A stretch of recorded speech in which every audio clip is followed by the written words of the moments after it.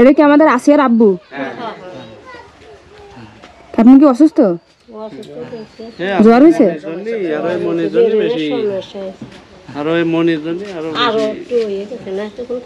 ঢাকায় ছিল মনে হয়। আমি শুক্রবারে আমি রাত্রি এলাম। আচ্ছা, আপনি আসিয়ার কি হন? কাকা। আচ্ছা,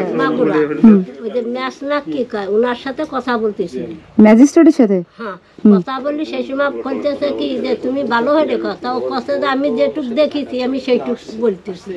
ওর বোন কইছে যাপু, তাও দেখে কি পিসাব করতে গেছে, গেলি পারে ও বলে উঠে বলে উপরে খাটের পার শোয়াইছে, তহির পার শোয়ালি তার কাছে আপু, তা ওর কাছে আছে তুই ওরকম হইতেছিস কে?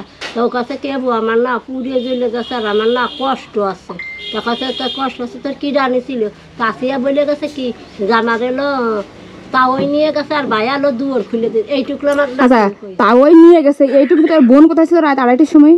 ওই এক জায়গায় শুয়েছিল, ওই বুনির কাছে আর বলনার কাছে শুয়েছিল। থাকলে হলো আর ঘুমাই এলো কি যেন খাওয়া ওর হলো দুধের সাথে কি গোবের বাড়ি খাওয়াইছে, ওই এমন ঘুমাইছে আর মরার মতো হয়ে গেছে মল্লিপাড়া। তারপরে সর্জিফির কাছে কি যে তোমার বাপ না একটু এইরম এরম হইতেছে আকির এইটা আসিয়ার কাছে।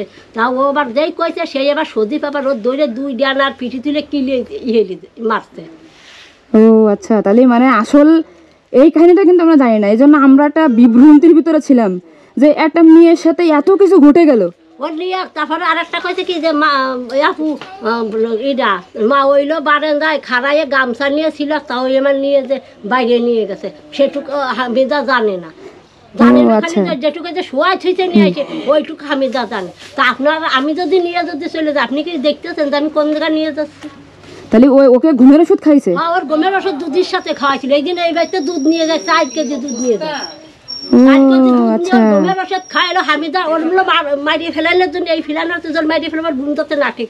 যেই হামিদা যে ওইটা কইতে সজীবের কাছে আগের দিন কইছে যে তোমার বাপের কলম চরিত্র খারাপ, এটা আমি দেখো এই হইতেছে। এর আগে একবার আমার ওই নাতির ও বাইরে গেছে পিসাব করছে, ঘরের দর হেরেছে, লাইট নিবেছে, নিয়ে ওর ঠাইসে ধরছে ও শ্বশুরি। তারপর আমরা ডলফাত করে ওই বাড়ি ফাটাইছি। আপনার কি হয়? আমার নাতি নয়। আপনার বাড়ি কোন জায়গা? আমাদের বাড়ি ওই পাশে।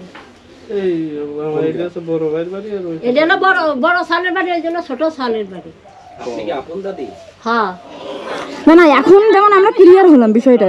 আর আমি তো সে বলে গেছে আমি তো আপন। ওই যে আপু কি প্রশ্ন করেছে ওইটা মানে এখন আমরা যেভাবে ক্লিয়ার হলাম, যেভাবে হলো না এইভাবে হলো ঠিক হইছে। মানে মেয়ে ওকে ঘুমের বসে বড়ি খাওয়াইছিল তো, যে কারণে আসলে ওর সাথে খাওয়াইছিল, খাই এমন ঘুমাইছে যাতে ঠিক যাতে না পায়। ওর উঠাইয়া নিয়ে আসছে, তারপরে ওর এটুকু হয়েছে যে সব হুশ হয়েছে নিয়ে আসে খাইছে। সে সময় কাছে আপা আমার না এরকম পুড়িয়ে যাচ্ছে, শ্বশুর আগেও এরকম করছে, ওই করেছে।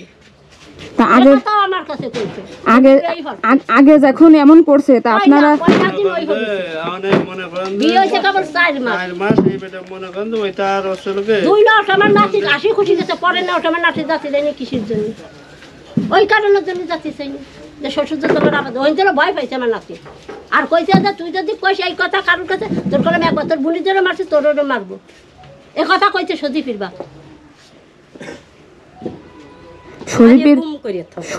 সজীবের মা কি অ্যারেস্ট হইছে? হ্যাঁ হইছে। কবে হইছে? ওই আপনার ওই শুক্রবারে মনে হয়। শুক্রবারে হইছে। শুক্রবারে কি শনিবারে এরকম হইছে? শুক্রবারে। আর আমার যতটুকু আমরা শুনেছি বা জানিছি, মানে আমরা তো আসলে নিউজ দেখছি, তো এই আসিয়া মনে হয় সকালবেলা কথা বলতে পারতেছিল। 4টে কথা আমার নাতির কয়ে গেছে, যে 4টে কথা বললাম আমি, এই যে এইটুক কইছে। তো যেখানে স্বীকার করতেছে, মানে যে আসামি ভিকটিম ভিকু না কি নাম জানো?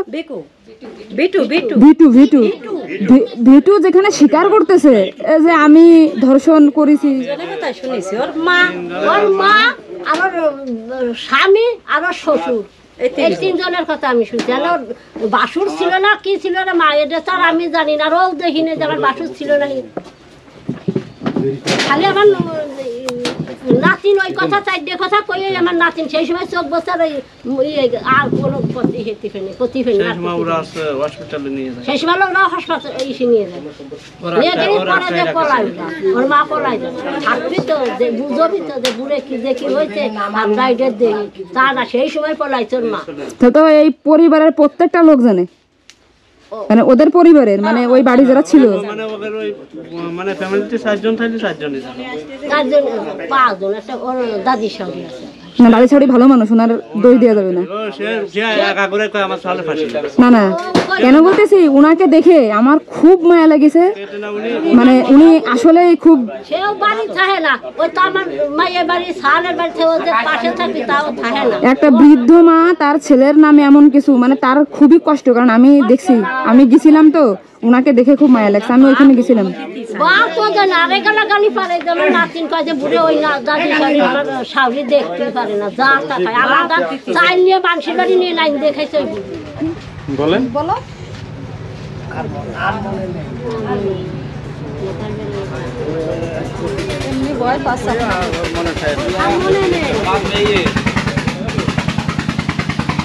তার যে ধর্ষণ করা হয়েছে